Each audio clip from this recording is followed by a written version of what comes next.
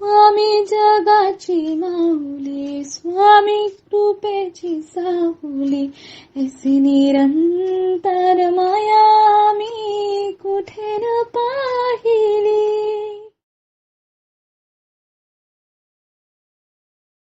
श्री स्वामी समर्थ. सर्व मित्रमैत्रिणींचे आपल्या श्री दत्त अनुभूती परिवारामध्ये सहर्ष स्वागत आहे. श्री स्वामींची कृपा तुमच्यावर निरंतर बहरत राहू दे. मी आज तुम्हाला श्री गोपाळ बुवा केळकर लिखित बखर क्रमांक 4 सांगणार आहे. त्यापूर्वी तुम्हाला एक विनंती करते की आपल्या श्री दत्त अनुभूती या चॅनलला सबस्क्राईब जरूर करा. शेअर, लाईक, कमेंट्स करायला विसरू नका.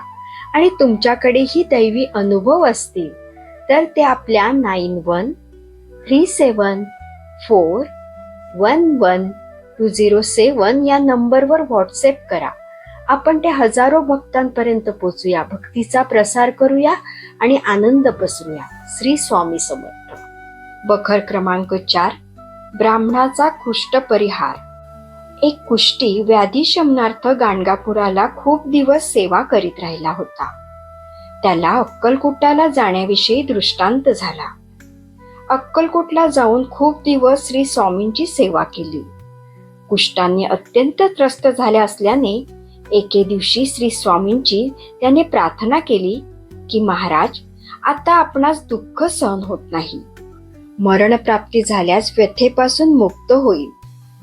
दयागण स्वामी महाराजांना त्याची कीव आली. समर्थाने त्याला आज्ञा केली, विष्टा घेऊन अंगास लाव. आज्ञाप्रमाण म्हणून व्यथिष्ट साष्टांग नमस्कार करून उठला व औषध मिळवण्याच्या खटपटीस लागला. त्याने विचार केला की विष्टाच अंगाला लावायची तर दुसऱ्यांची कशास आणावी. असे मनात आणून श्री स्वामी समर्थांची विष्टा घेऊन त्याने सर्वांगास त्याचा लेप लावला.